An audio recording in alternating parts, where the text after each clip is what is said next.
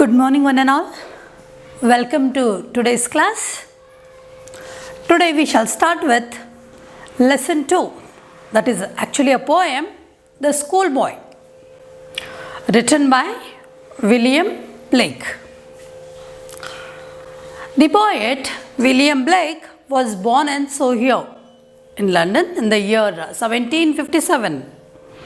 He was a poet and a painter. He had little formal education. The present poem, The Schoolboy, is a lyric from his collection of poetry, Songs of Experience. So let's begin with the poem. If you see to the pre-reading activity, it's given, recall your school days. What memories do you have of them? Yes. We all can never forget the days of our school, our friends, our school teachers, and so on. As we grow big, we keep on sharing our memories of school days with our friends, with relatives, and maybe further with our children. Those are unforgettable. Okay, let's start with the poem. The first stanza of the poem is, I love to rise in a summer morning.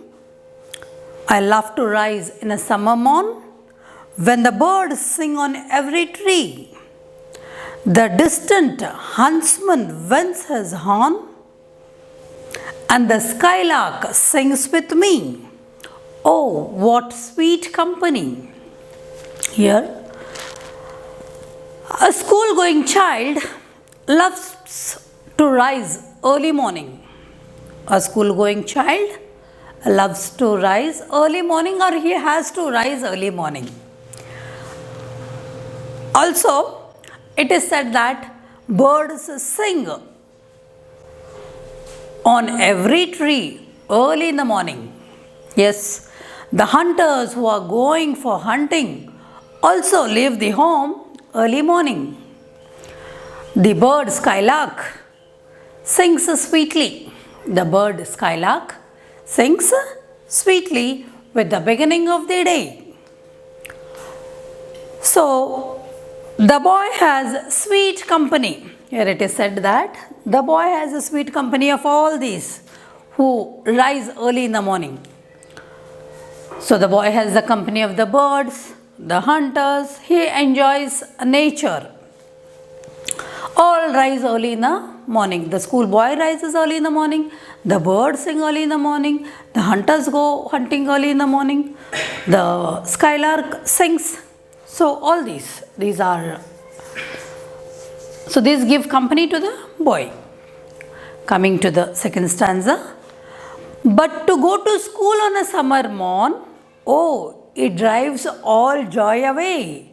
Under a cruel eye outworn, the little ones spend the day in sighing and dismay. Yes, children rise early in the morning to go to school. That is very nice. They feel happy. But actually to go to school and listen to the lessons, listen to the teachings in the school, that is explained in the second paragraph.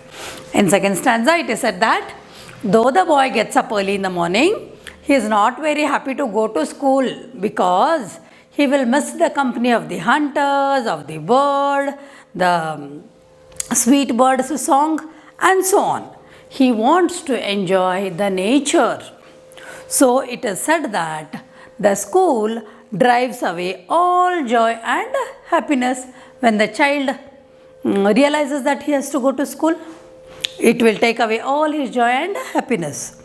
In the school, the schoolboy has to face the teacher who is strict.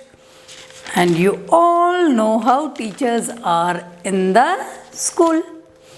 They are strict in their teaching. They are strict in their teaching. So the word, a cruel eye, is mentioned in the poem. The cruel eye, it is a teacher's eye. Actually, a teacher is not cruel, but if she is not strict with the children will never study. They will learn nothing. So, authoritative ways of teaching are necessary. Here, the cruel eye is mentioned. Actually, it is referred to the teacher's eye. The teacher keeps an eye on the child and watches the child, whether the child is studying or not. The boy has to attend the classes and spend the whole day in the school. So the poet says the child spends the whole day with fear. Sighing is like in pain. Sighing is when any person feels pain, he sighs. So it is said the child spends the whole day in sighing and in fear. But actually children enjoy in school with friends, sharing the food, the lunch and all that. But they talk to one another in school, they enjoy with friends.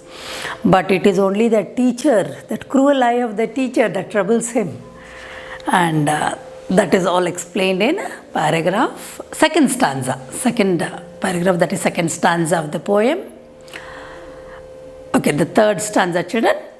Oh, then at times I drooping sit and spend many an anxious hour, nor in my book can I take delight, nor sit in learning's bower, worn through with the dreary shower. So, here in the third stanza, the poet tries to bring out the feelings of the child in school. We all know the schools. There are certain rules and regulations that have to be followed. We all have to follow. Teachers have to follow. Children have to follow. Children are tired at times to follow these rules, regulations, discipline. The poet in this third stanza says, the boy sits in the classroom, not with interest, but simply because he has to attend the classes. The cruel eye is there who is watching him. So he has to sit in the class and listen to the lessons. He sits in a bent way, not straight. So the word drooping is used. The child who is sitting in the class droops, bends. He is not sitting straight. He is not attentive, very much attentive. He is tired of listening to the lessons. The child spends his time in listening to the lessons delivered by the teachers. One has to do that, no other choice there. The child becomes restless. The child does not find happiness in reading the books, nor finds happiness in sitting in school. The poet uses the word learning's bower metamorphically.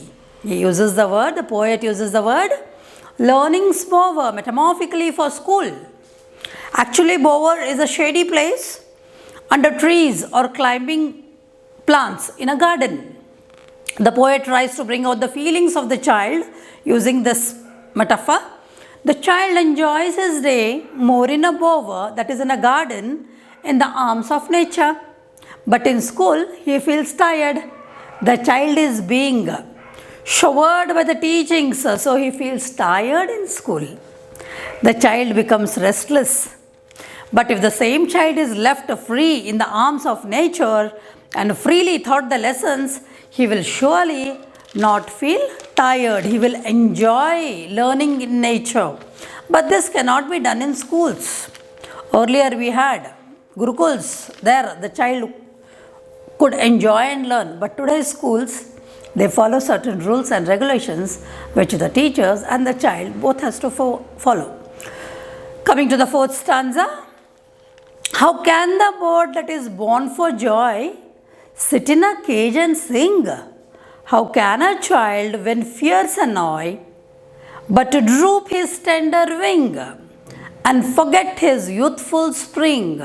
So in the fourth stanza, the poet says that a bird is born to fly freely. Bird is born to fly freely. The bird is born for joy. Means there is no one to tell the bird that what time the bird has to get up, what time the bird has to sing.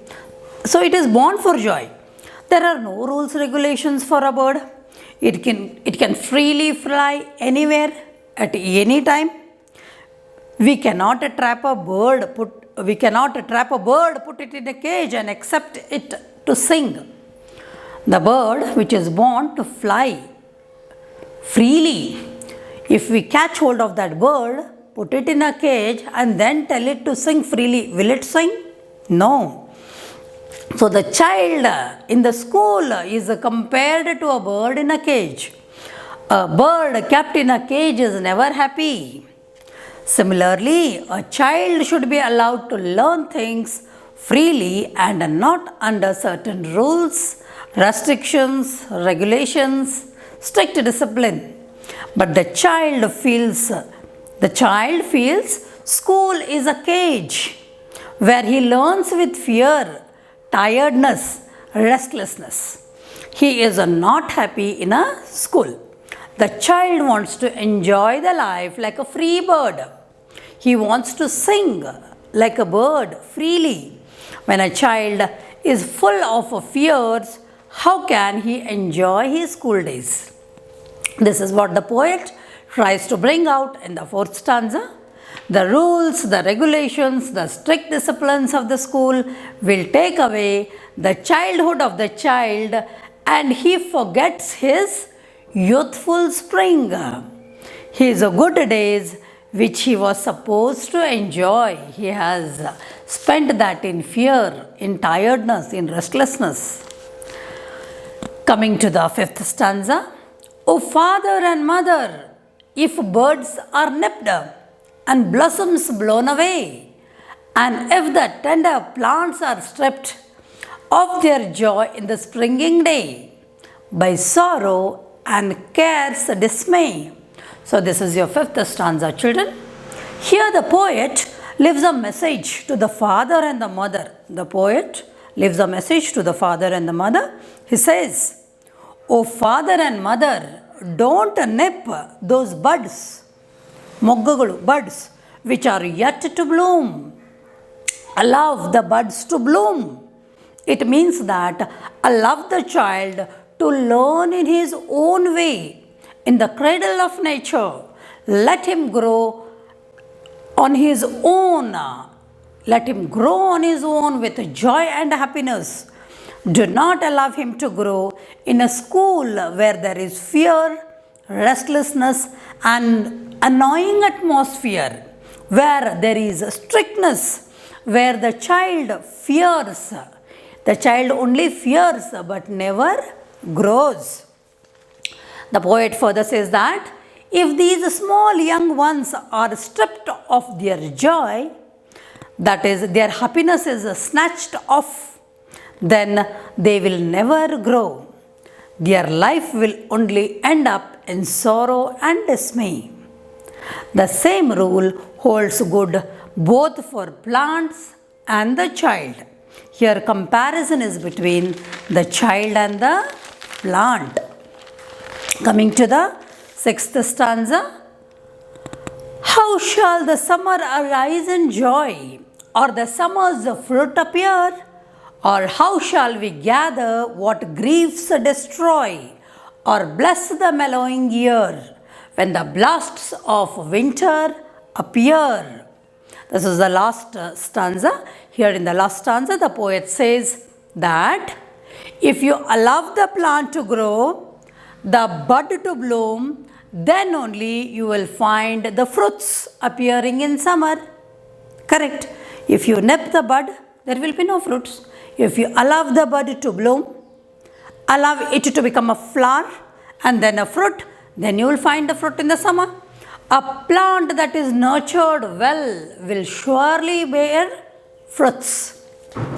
Similarly, a child should be allowed to grow like a plant, should be allowed to bloom like a flower, then only the child will find success in his adulthood, which is like the summer's fruit.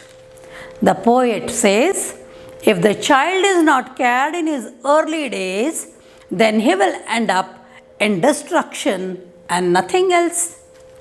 So care and nurture the early life of the child. to get success of fruit in the later life, that is the adult life. One will not be able to gather fruits of success if the childhood itself is full of pain and grief. So the poet says, a child will be relaxed and happy and will be able to enjoy his success in his adulthood only if he is cared, nurtured, allowed to grow in his childhood days. So the poet says, allow the child to grow. Do not stop him from growing by imposing strict rules on him. The child should not feel that school is a cage. The school shouldn't become a cage for the child. The poet says, let the child have a productive adulthood and a successful life. So this is all about the poem, The Schoolboy. Hope you all have understood the summary of this poem, children. Do like, share and subscribe. Thank you.